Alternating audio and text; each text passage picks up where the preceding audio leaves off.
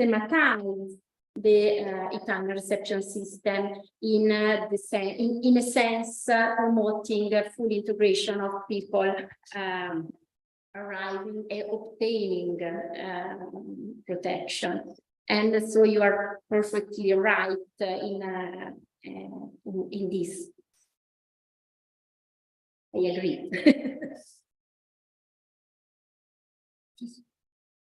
Second, maybe if we manage to at least, you know, some maybe questions and so on that we could address online.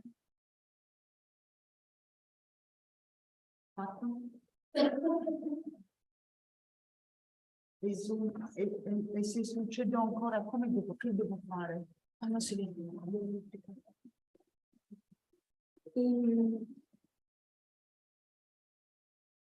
Così faceva senza, si spegneva, adesso in YouTube riesce a vedere questo. In YouTube va? Sì. Non si apre.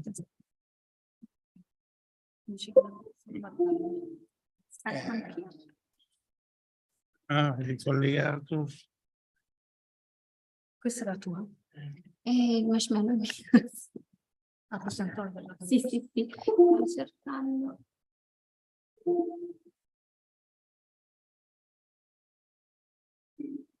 No, sto staccando io quella proprio lì. Ah, ok. Questa qui? Sì. Era questo che non lo faceva vedere.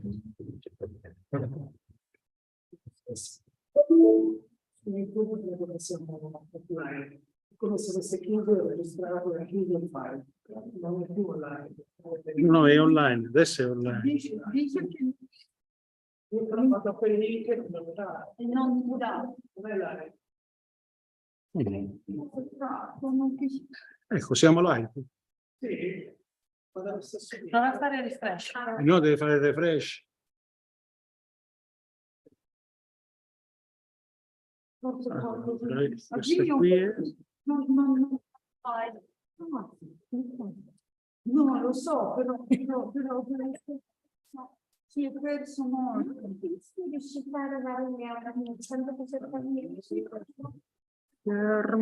Quello... Perché volevo ringraziare. E allora si è detto. Qual era il tuo? Questo? Ok, condividi.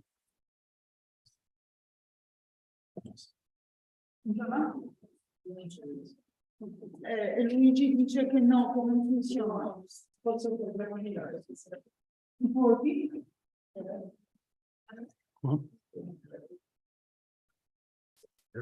Orazio, grazie tante, e non andare troppo lontano perché da pomeriggio sono tante persone che si collegano. Non vado lontano.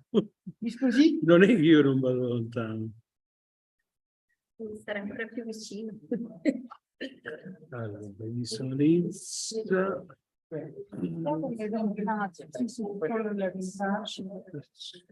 Visualizzazione allora la togliamo. L'ultima slide.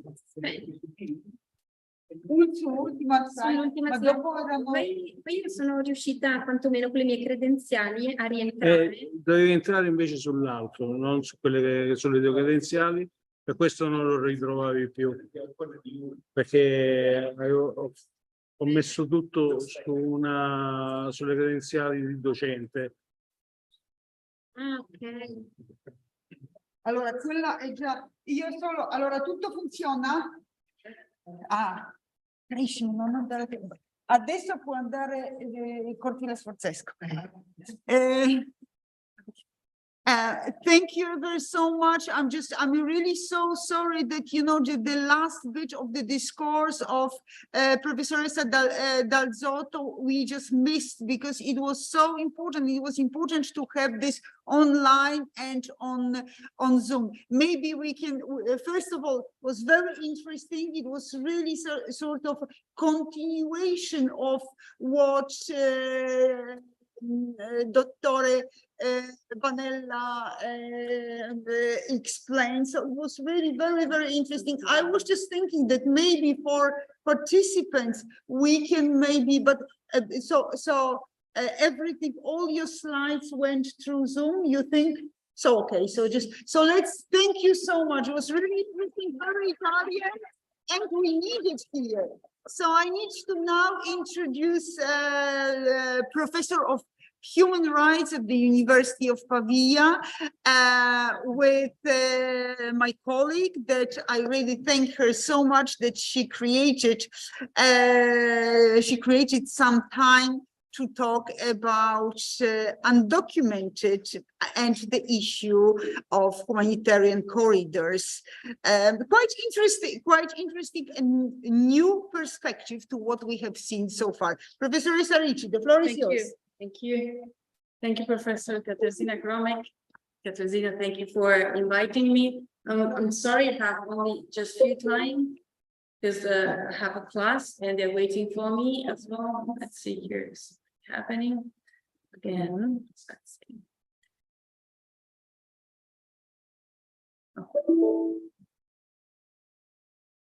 Okay, technology is not our friend as of today, still we'll manage it. Okay. So my intervention should be just a cameo on a specific initiative that actually has been in us a best practice from Italy. So I'm kind of proud of it. Still, I think there are some pros and cons of the application that has been done in Italian courts. So within the very interesting thing that was proposed by my colleague, Professor Gromek, brought actually on undocumented migrants.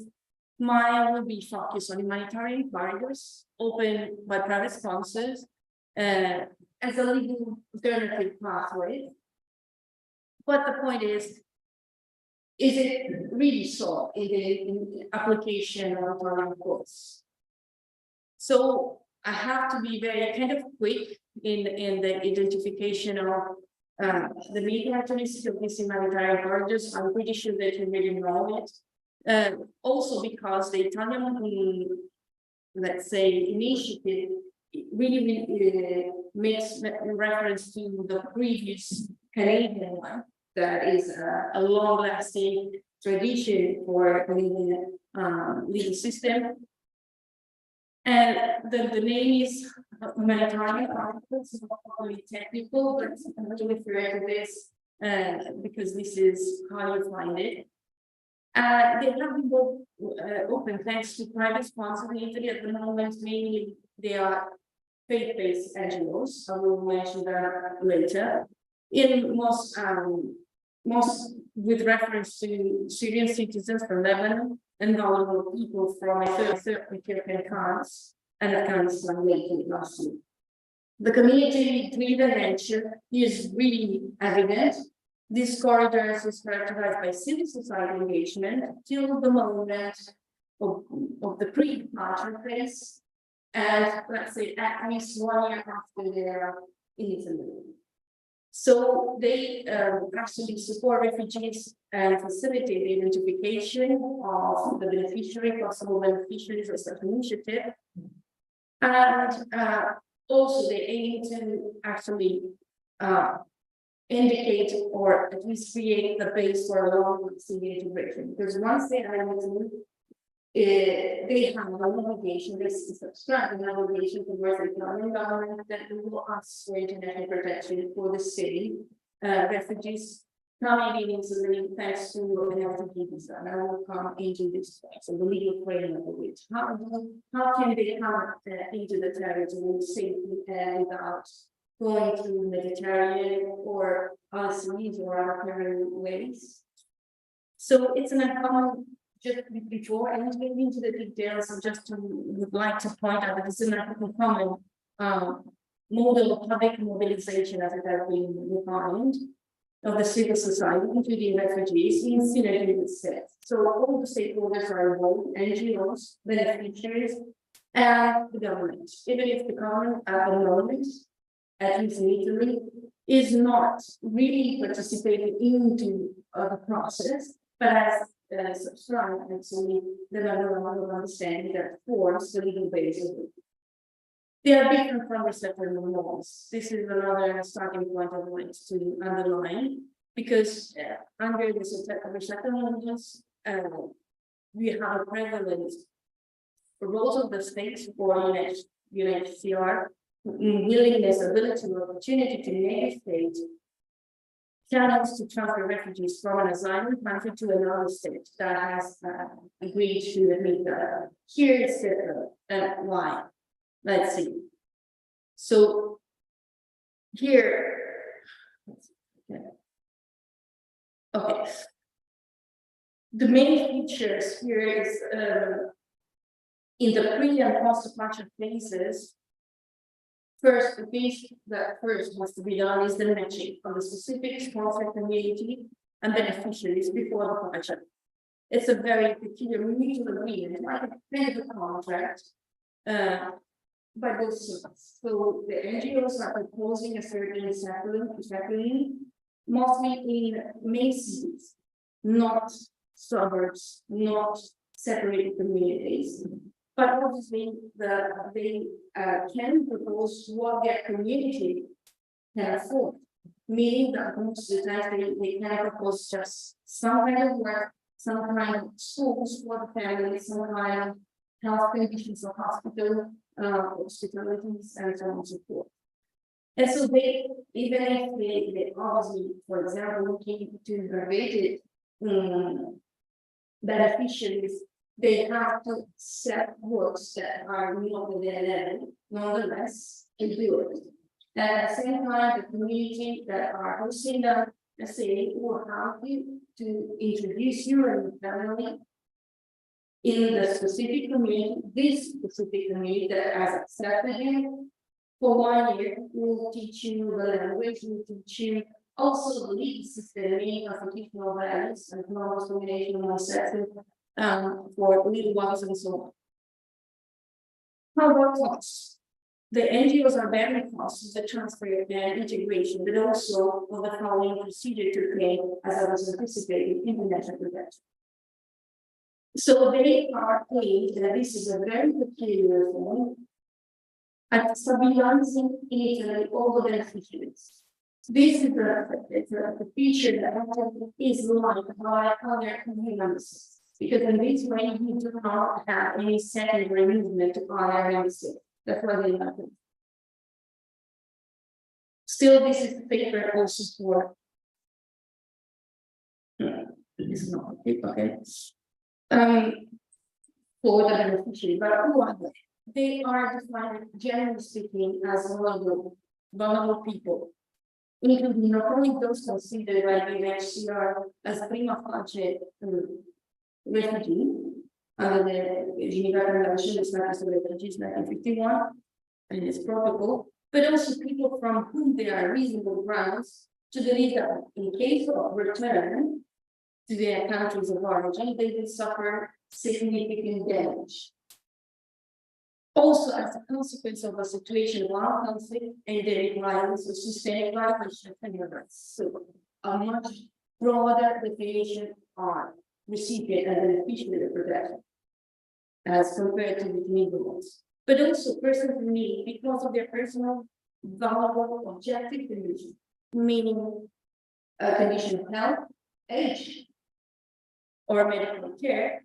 So it can be persons with disabilities, elderly minors. There's an indication, a list that is not a definite one, but still giving examples. And these are the ones that I wanted to put on this form. Plus factor, so a plus in the evaluation of their cases of to recognize as vulnerable and beneficiary of such an initiative is that they can prove the existence of a community or a family member who is present in the state. European not, but Italian is.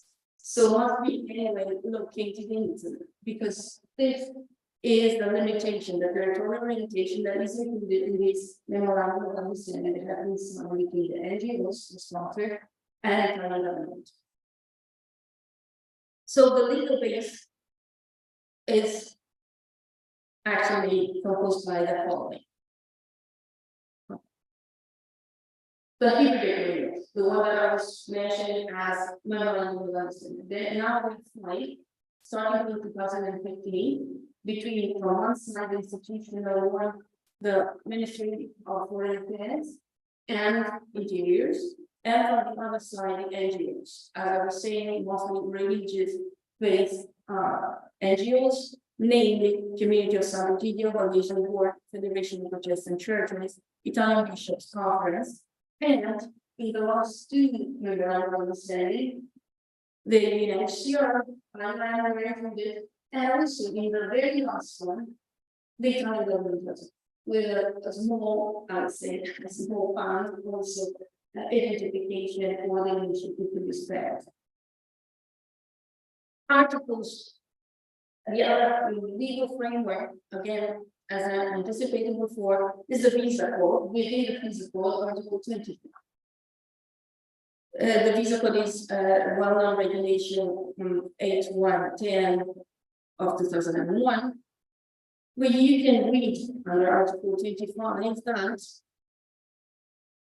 Italy can grant an anti-visa as any other member state whenever, of course, it considers necessary on humanitarian grounds for reasons of national interest or because of international obligations.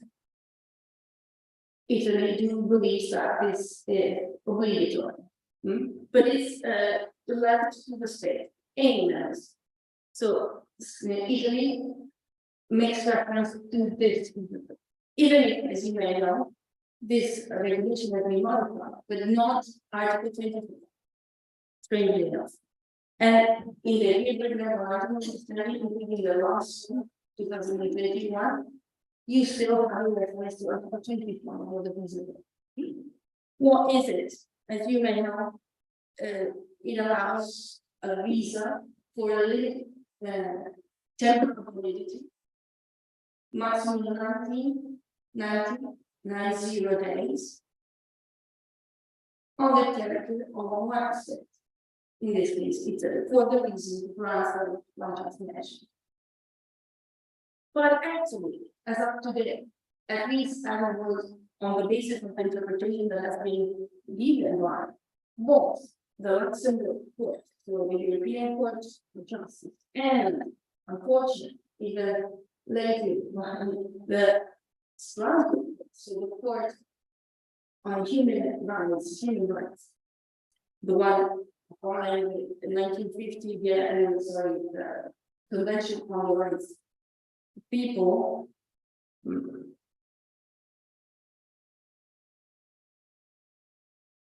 The both courts specified that no state is obliged to render or to grant such a visa when the beneficiaries are not under the jurisdiction or on the territory of the member state or the state partner, European Convention.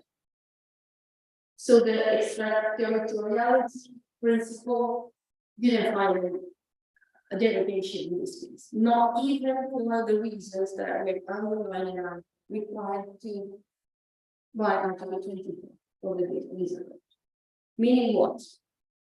That actually internal judges at different cases challenge how to protect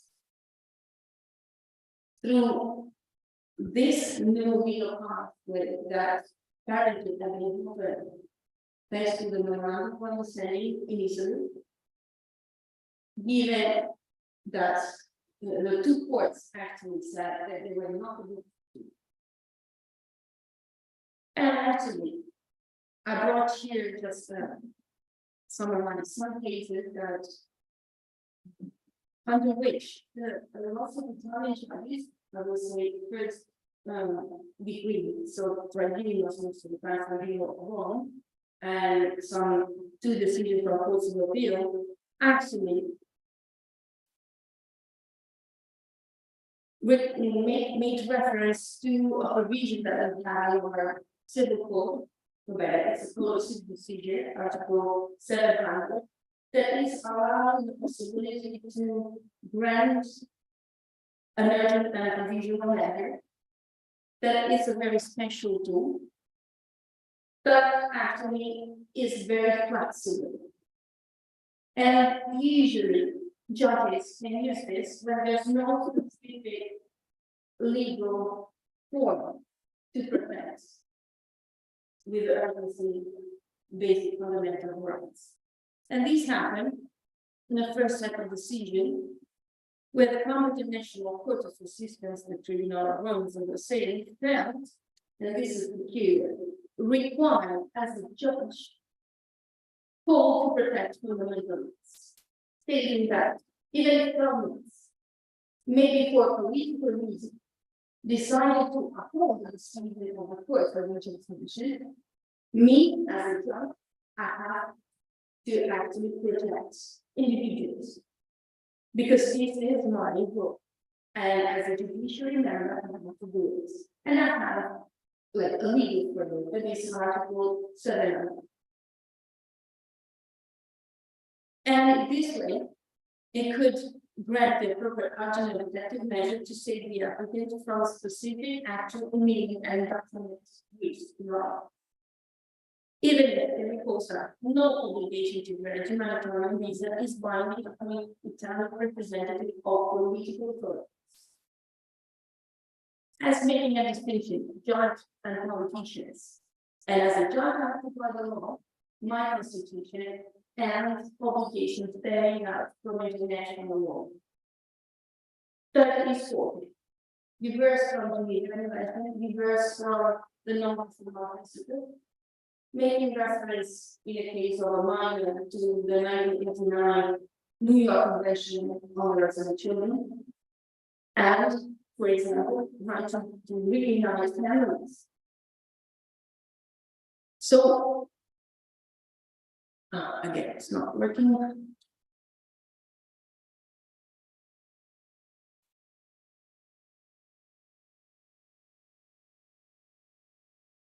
The court admitted it's not necessary for the purpose of the decision on the provisional language to establish already what kind of protection should be granted later on the moment of expiration or the legal visa. This is another important. So firstly, you bring the people on the term, and then you decide, depending on the single step.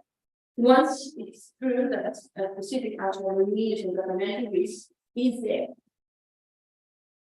Through this decision, a safe entry channel could be open for those refugees that could not be protected differently, even under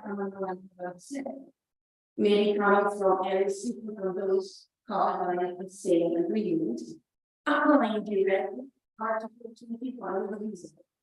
That's a very important. So up to Article 700, they could apply Article 21 of the visa code so that they could enter safely and legally. As a result, actually, this the major requirement is defined by the tribunals of Rome to grant this as an urgent protective measure. These are the orders that I mentioned. This is the first and more relevant one, the one was mentioned before, referring to the Nigerian unconfined in need of medical care, so misspelling, traveling media, no documents, no actually reference also of where the law was, but thanks to international organizations, and NGOs on the field, they found that the law so not was legally want to could not allow her to have the kid with her. So she didn't do what I'm saying. That's why the judge went to Article 700 to justify the application of the visa. And this is another case, the following one, to journalists who are planning brothers and sisters. That has to be to university. And again, the judge went to Article 700, but the funny thing is that in the execution, it's funny, not funny, obviously, it's joking, joking on it. The Minister of Foreign Affairs maintained an unfriendly attitude, saying that these two brothers and sisters actually asked to be inserted into the humanitarian initiative to actually benefit of the protection. And so,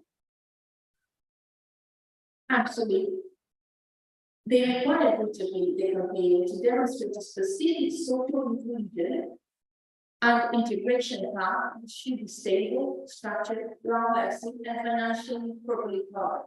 The plus was mentioned in the book. Interpreting what is in favor of the beneficiary in context of it.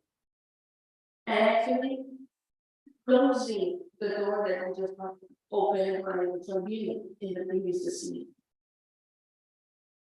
And as a response, the judge said anyway that the minister had to issue the visa without any condition. And again, repeating that they are under international obligations, saying that from international law and humanitarian principles, imposing the right to anyway issue an mechanism. But what happened later? Unfortunately, we had to register a reverse attitude after that. And actually,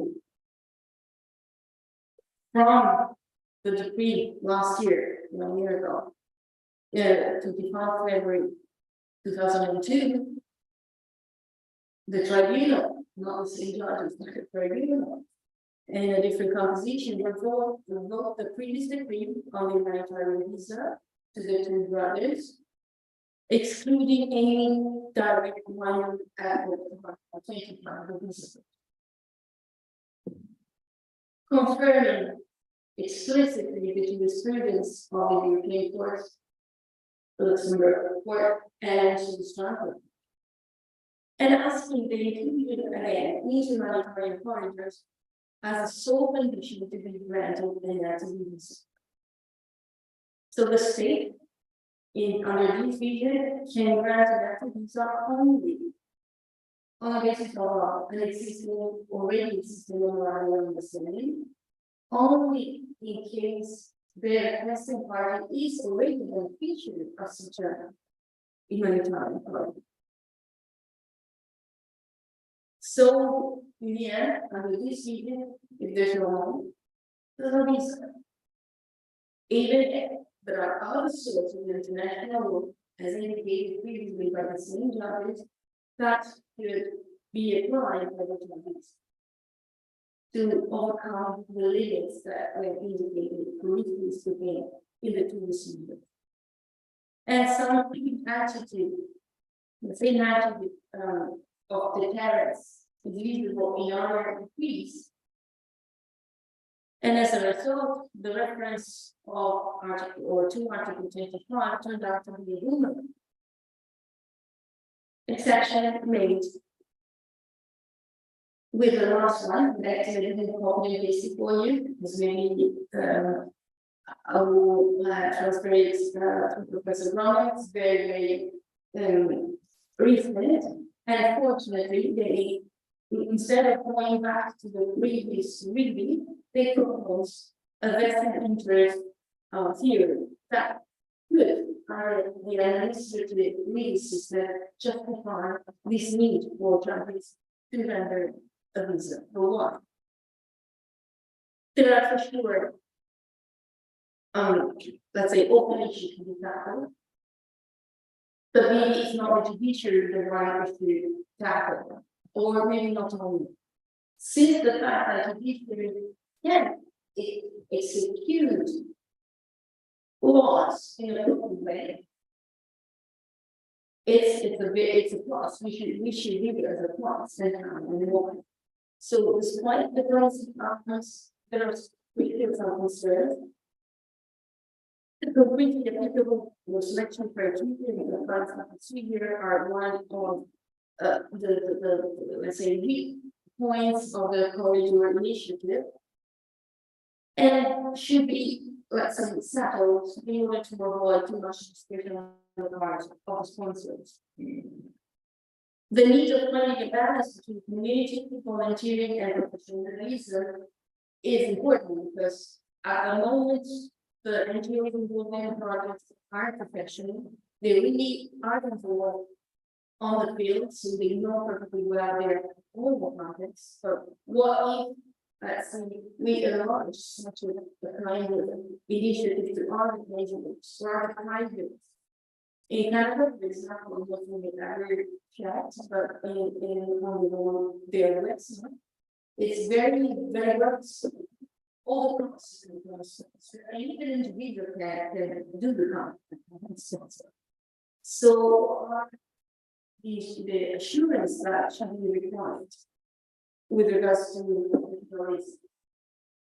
Good that volunteering is our mission, still there should be a minimum standard that should be met with regards to this, because those are accounting for sure need legal to be protected once they're around, and to be also associated with the inclusion plan. Avoidance of possible discrimination along the selection of beneficiary is another point.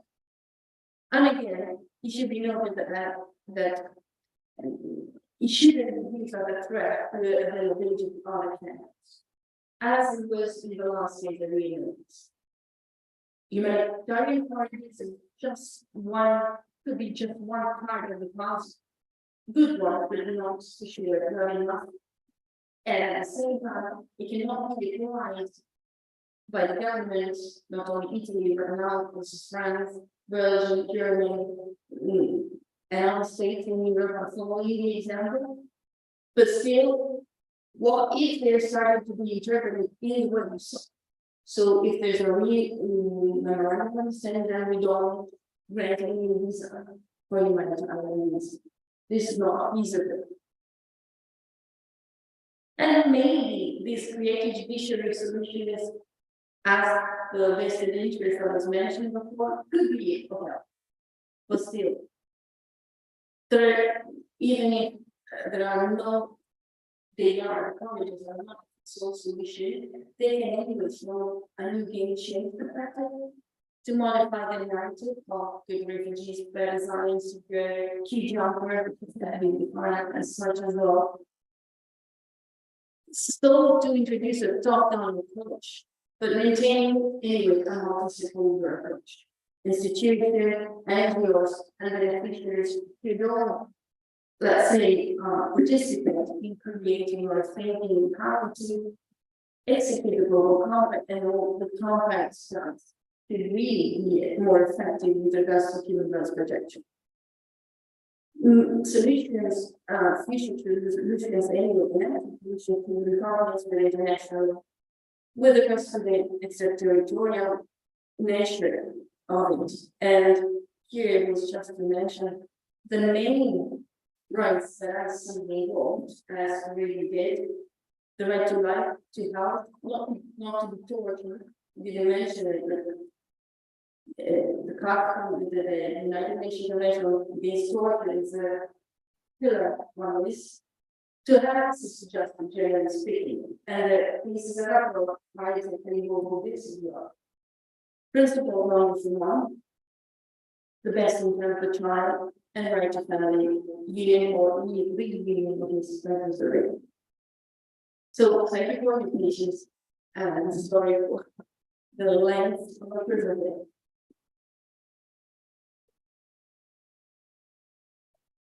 Thank you very much. Well, I don't know if it's going on or not. Is it going on? But it's on the Zoom and on YouTube. Yes, I think that it's something to do with this projector. I will try to fix it up during the break. but thank you very much, Professor Ricci. It was really interesting, very legal, very sort of, very legal, but from the point of view, very new also. And you raised a very important problem, but also you just sort of sum up what I started with at the beginning of this seminar, what I said, what human rights are important for undocumented migrants. So we started with this idea, we finished, I invite everybody for lunch, Cortile Sforzesco. Thank you, Professor Ricci. It was really just I think that interesting and complementing the last part of the morning session. So I will introduce the afternoon session again at the beginning of the afternoon session. Maybe we could meet just 5 minutes between the scheduled time, so that I can introduce, because if the professor locks and he wants to talk for 15 minutes, he should be on time. So let's enjoy for those who work hard. Professor Ricci, thank you so much. I hope that you will grab something, Cortile Sforzesco. I have to run to No, my class. because I wanted to ask you, allow your students to grab as well. So please allow them to have something, and if they are wait a little bit, so if you allow them to do, but thank you so much. Very interesting, very sort of completing the morning session, right?